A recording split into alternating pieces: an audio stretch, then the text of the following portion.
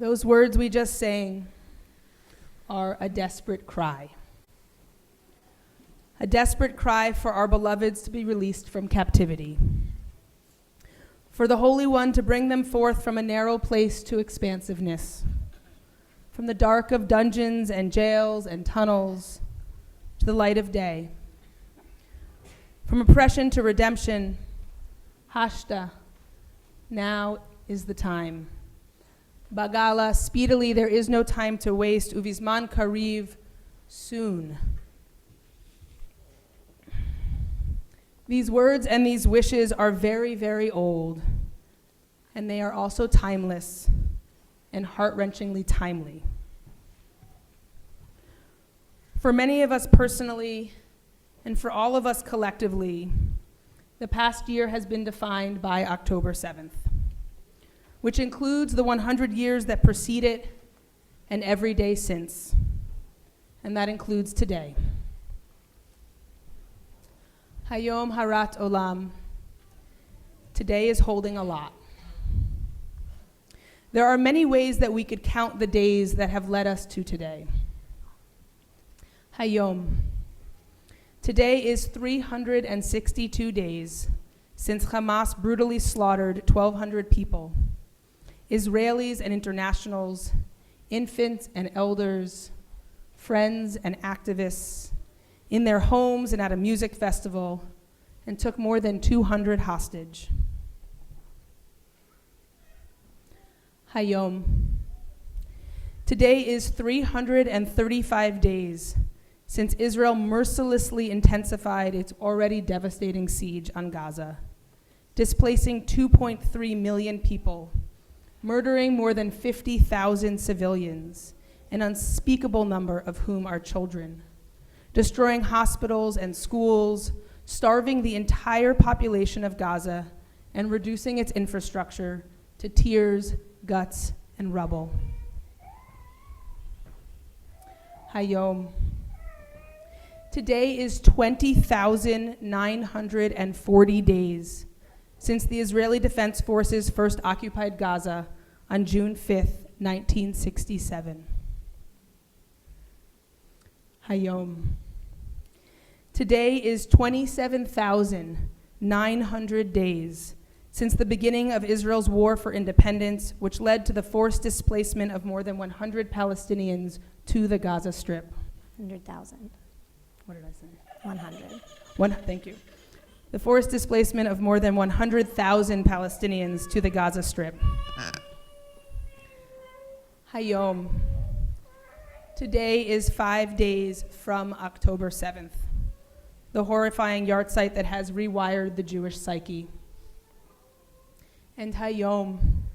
Today is 33 days from November 5th, a 1-month countdown to the most consequential national election of our lives. The song Achenu that we just sang first appears in Machzor Vitri, a Siddur authored in the 11th century. For more than 1,000 years, Jews have been channeling our pleas into these very words. For as long as there has been prayer, there has been a need to pray for the release of captives. I remember sitting in this very room, singing this weeping lament for our kin in captivity, and on the Shabbat following October 7th, when we redressed the Torah, full of grief and fear for what had happened and dread for what was to come.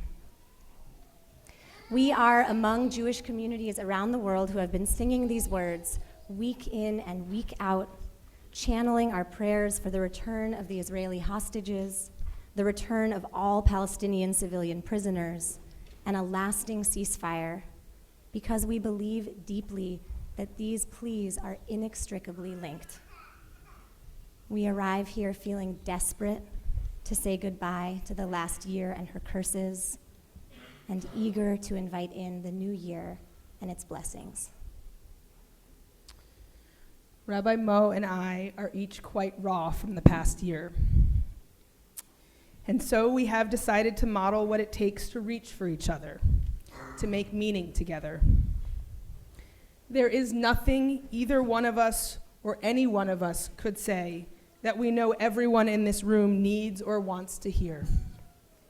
In fact, we know that in speaking at all, we risk alienating ourselves and our members of our community, and that's the opposite of what we want. So we are speaking here today in two voices, hoping the multivocality better reflects and connects to the manifold experiences we are collectively bringing to this day. There is a lot of trauma and heartache in this room, and it resonates across generations. We are not one unified, homogeneous voice. We are two voices among many. To each of you here, I want to say I am grateful that you are here in your fullness. It's my hope that our collective prayers are a homecoming for you. If you are arriving here with joy in your heart and gratitude for the gifts of the past year, please share the joy you feel with all of us. We need it. If you are arriving here today feeling desperate and scared, afraid, sad, and raw, you are not alone. This is, in fact, what Rosh Hashanah has always been about. Known in the Torah as Yom Truah, this is the day of broken cries. Both times that Rosh Hashanah is mentioned in the Torah, it is defined by the word Truah. In Parshat Emor, in the book of Leviticus, it says, Zichron Truah Mikre Kodesh, a sacred occasion announced by Truah. And in Numbers, it says, Yom Truah Yeh Lechem, a day of Truah it will be to you. More than any other ritual, Rosh Hashanah is about the fragmented sound of the shofar that we just heard and that we will hear again. As a Jewish symbol, the shofar expresses our deepest grief, well beyond words.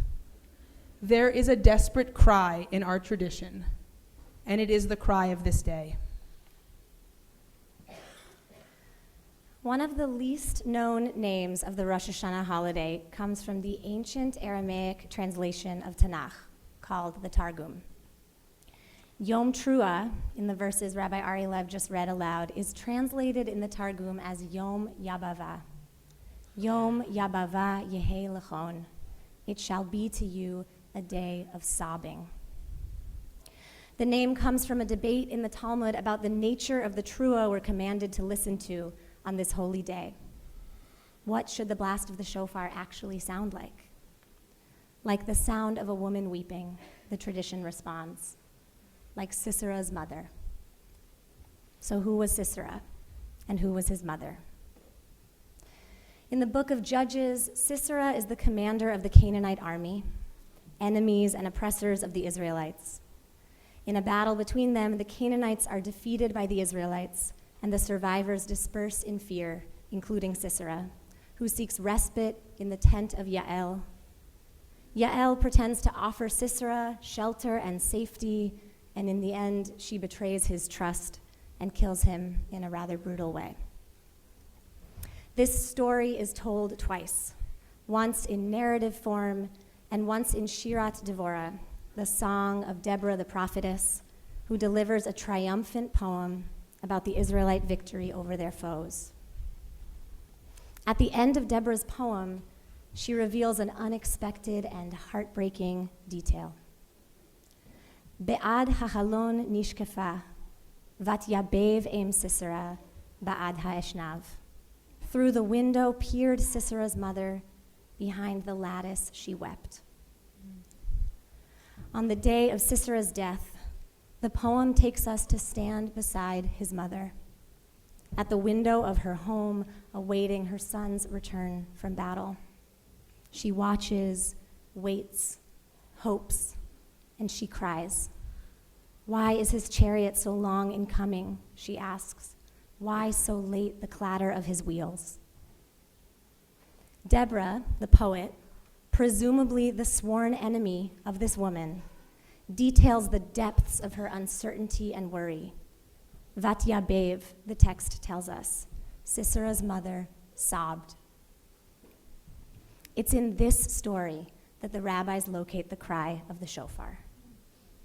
Truah is yabava, they teach, the deep, sorrowful lament of a mother whose children have been taken by warfare, whose child is not coming home.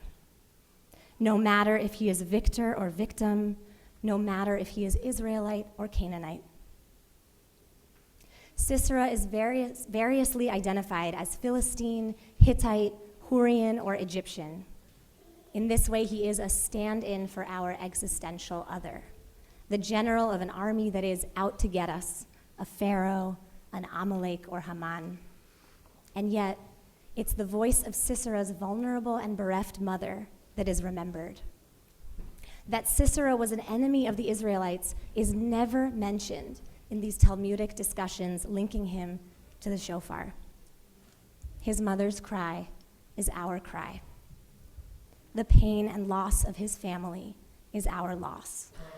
His unnecessary and avoidable death in warfare, as all deaths in warfare are, is a death we mourn and memorialize. The root of Yabava, Yud Bet Bet, appears only once in the whole Tanakh, in this story of Sisera's mother keening at the window.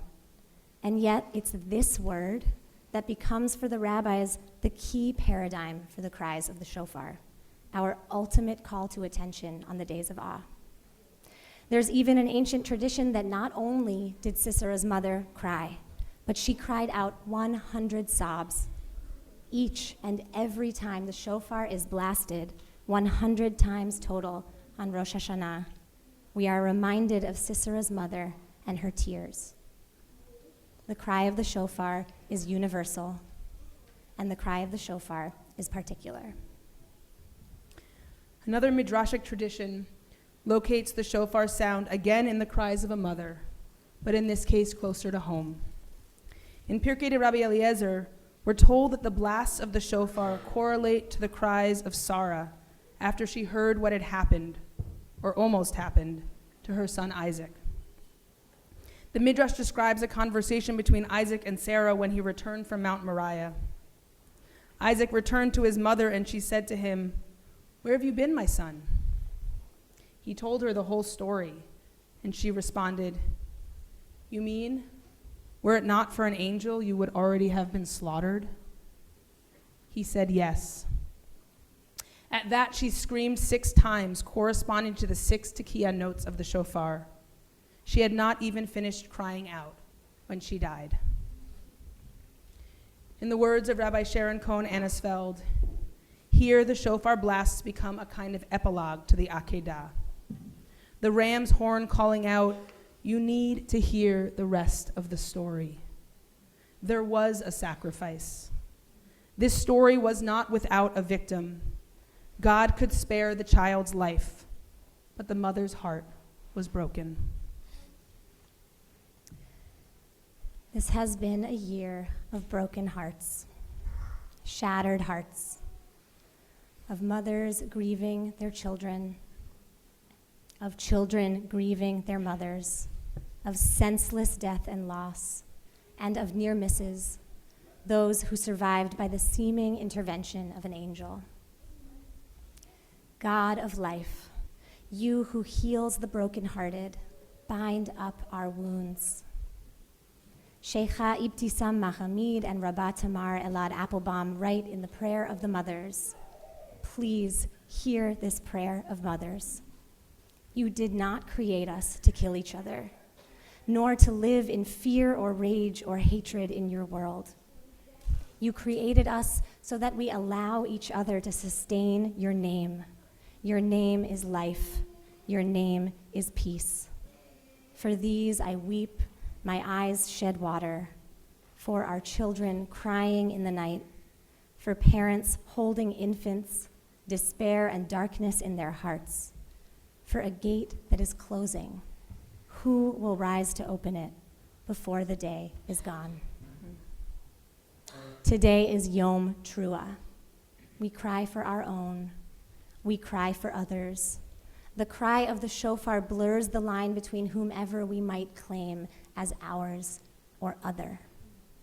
The desperate cry of a mother who has lost her son to siege and battle, to kidnapping and captivity, is everyone's responsibility.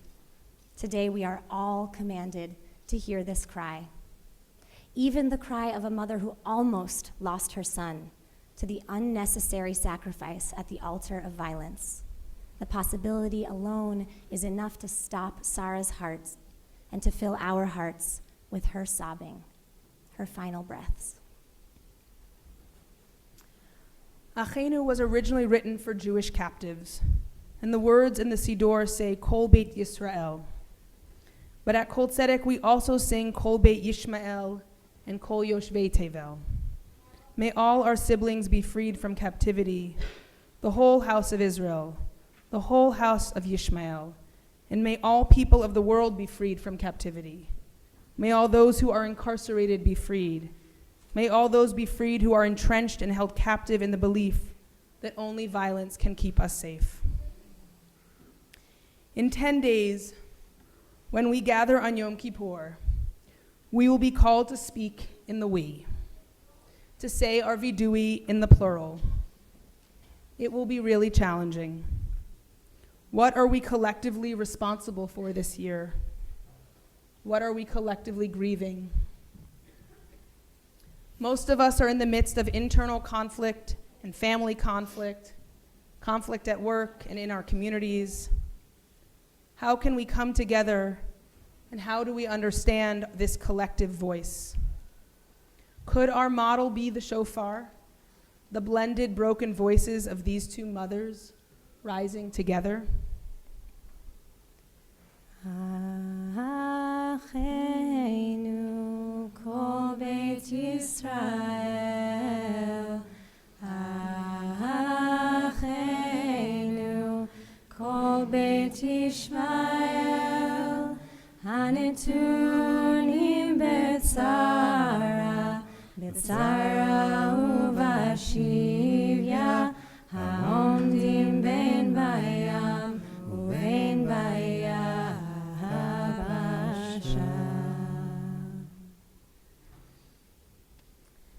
As most of you know, I don't play any musical instruments. Despite years of drum, piano, and guitar lessons, I can't quite carry a tune or maintain a rhythm. And yet, I am indeed a Baal Tekiah. I take great pride in my ability to blow the shofar. Not as well as Karen and Rachel, but. When the first calls went out to show up at the US Capitol building to call for a ceasefire in mid-October, someone texted and said, "Hey, grab your shofar just in case." I popped it in my bag. To my surprise, it made it through security. What I never imagined was that I would be playing the shofar for some 5 hours in the hollows of the rotunda like it was a regular wind instrument. For both Rabbi Mo and I, the past year has been personally and politically punctuated by the organizing efforts of Rabbis for Ceasefire, led by Rabbi Alyssa Wise. From the halls of Congress to the United Nations and 30th Street Station, we have gathered with so many of you to call for a ceasefire, to try to save Israeli and Palestinian lives. It has been a form of avodah, of sacred service. With each passing month, I developed a go bag that included my talit, a Rabbis for Ceasefire t-shirt, and my shofar. I have sounded the shofar so many times this year that I no longer think of it as specific to Rosh Hashanah. The ritual object which we so strongly associate with Rosh Hashanah has other origins as well. Yes, it is the cry of Sisera's mother and Sarah Imenu, but it is also the sound of Torah being revealed at Sinai, the exaltation of Psalm 150. It's the call of the Jubilee year, when all land is restored and all prisoners are released and all debt is forgiven. It is a sound of grief, but also of redemption, and it has been the soundtrack of our year of protest. In between these calls of the shofar, we have spent hours upon hours chanting, "Everyone for everyone," the rallying cry of the Israeli families of the hostages, praying for a ceasefire and a prisoner exchange. Perhaps this year, "Everyone for everyone" is the call of the shofar. We know that many of you have felt deeply held by Kol Tzedek's leadership on and since October 7th. It has been an honor to organize and to mobilize alongside so many Kol Tzedek members. We have felt repeatedly proud to call ourselves rabbis at Kol Tzedek. We also know that some members of our community have not felt fully represented in our words and actions, that we have not fully acknowledged your concerns around Jewish safety. Multiple things are true at once. We are wrestling with the reality that many of our own family members arrived as refugees to British Mandate Palestine, and we are shaped personally and as a community by that history. Please know that we have been reflecting on how we can approach you in tshuva, and we are so sorry if our compassion has been inadequate. Speaking for myself, the urgency I feel to prevent genocide in Gaza has at times eclipsed my compassion for Jewish fears of anti-Semitism and the Israeli experience of October 7th, even as I know these things are not mutually exclusive. My heart is more guarded here than I want, and I am still healing so it can more fully open. Please know that we are reaching for each of you even as we are resolute in our calls for a ceasefire, and we hope you will reach for each other. My favorite teaching about the shofar comes from the Talmud. The rabbis tell us in Masechet Rosh Hashanah that if a shofar is coated with gold in the place where one's mouth touches it or on the outside, it is not considered kosher. While you can beautify a shofar on the outside, gilding a shofar in a way that alters its original sound in any way renders it treif. In order to be kosher, the shofar itself and the sound it produces must be raw and visceral.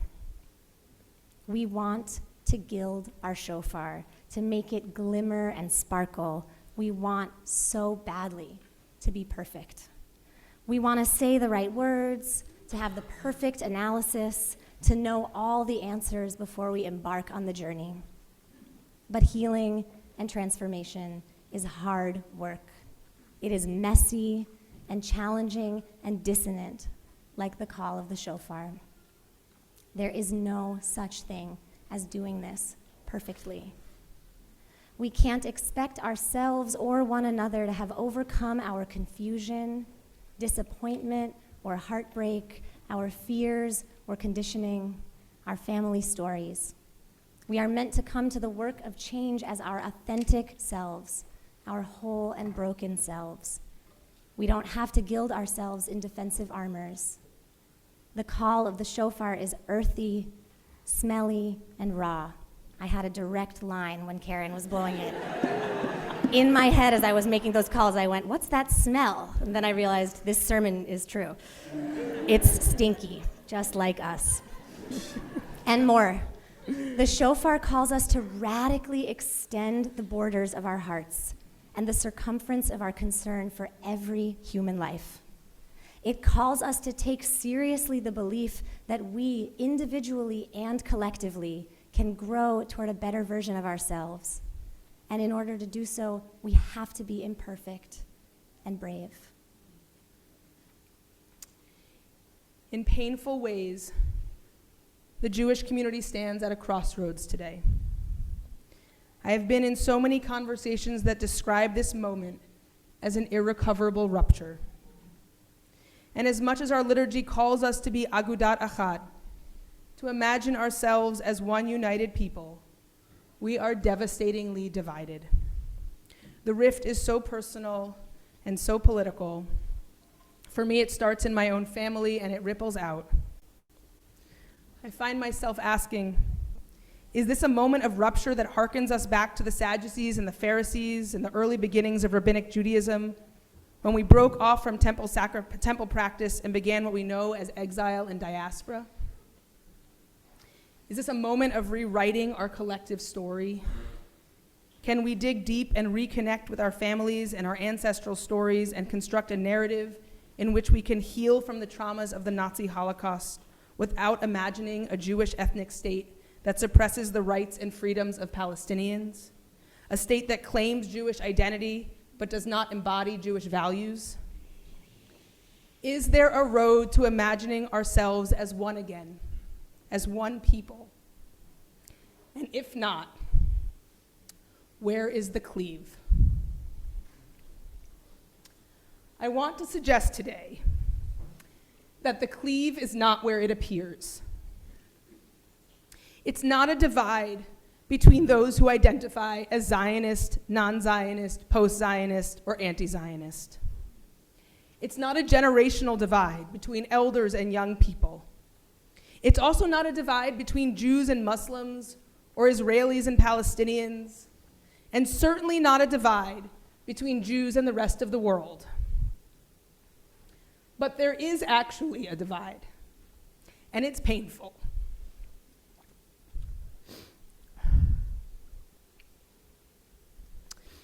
I can get the divide out. This last year,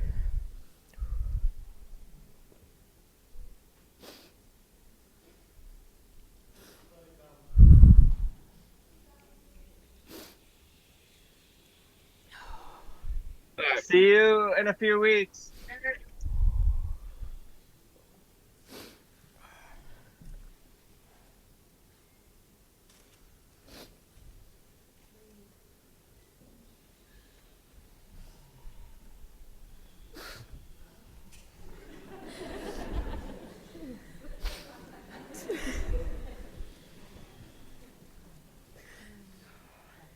we already told you we were raw.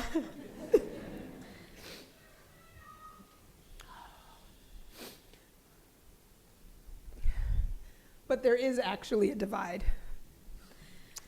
This last year has revealed a real and devastating rupture in the United States and in Israel, and frankly around the world.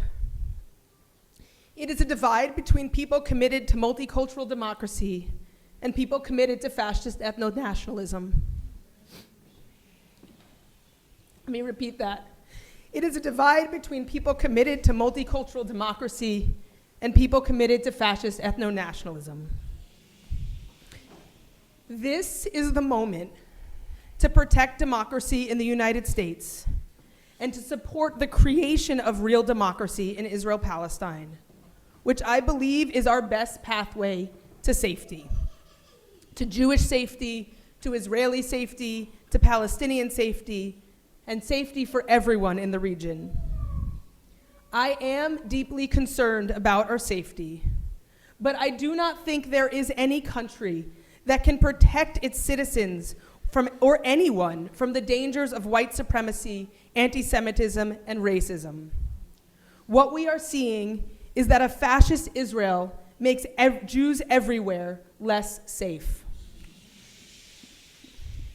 And if what we want, which is what I desperately want, is to experience a free Palestine, a democratic Israel-Palestine, and to work for it, to call it one state, call it two state, call it no state, that's not for us to determine.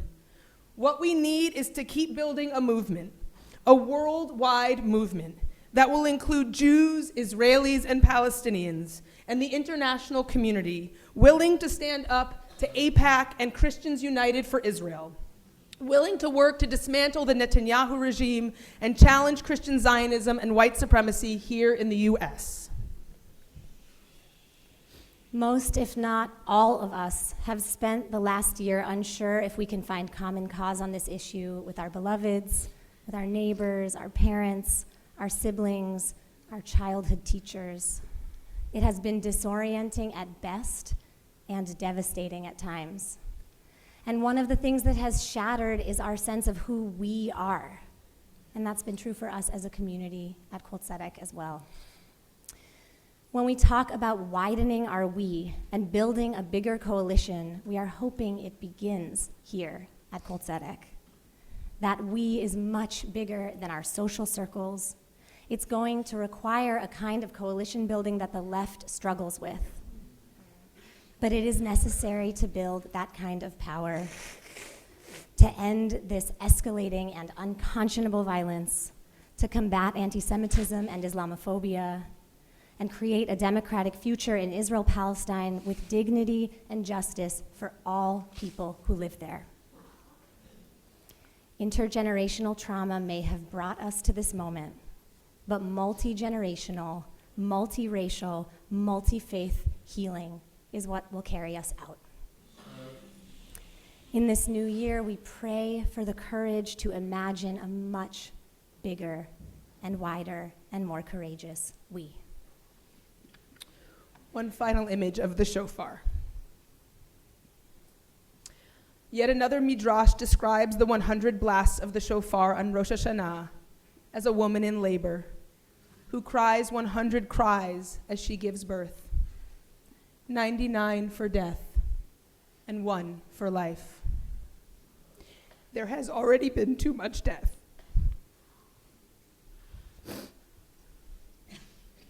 Let the call of today's shofar be the call for life, for beginning again, for hope, for a redemptive future. Let us close by drawing close the words of the Piyut Achot Ketana. Tichle shana v'kiloteha, tachel shana uvirhoteha. Please let the old year and its curses come to an end.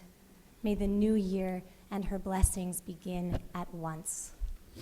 L'shana tova, anyada buena, and may we be inscribed for life. Amen. You can turn to the handout in your machzor.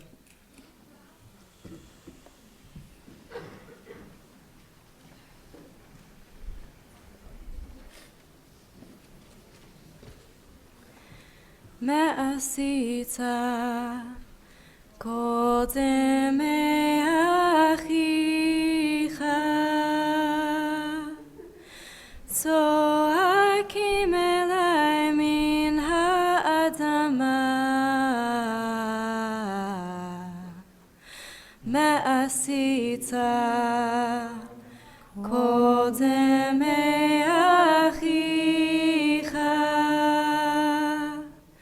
צועקים אליי מן האדמה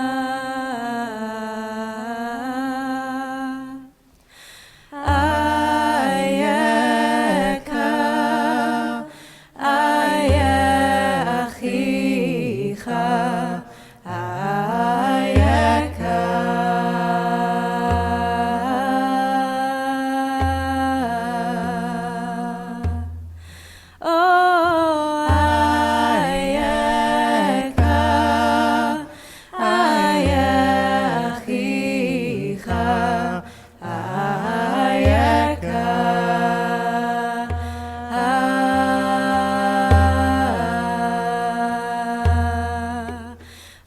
עשית קודם מאחיך צועקים אליי מן האדמה מה עשית קודם מאחיך צועקים אליי מן האדמה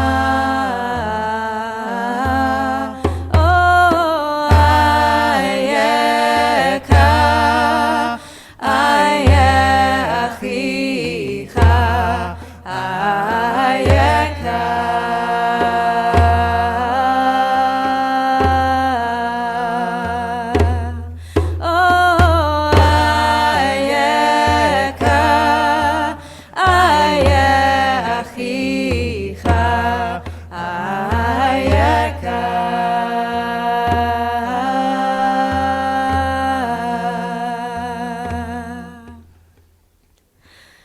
From the ground I hear them calling your brother's blood.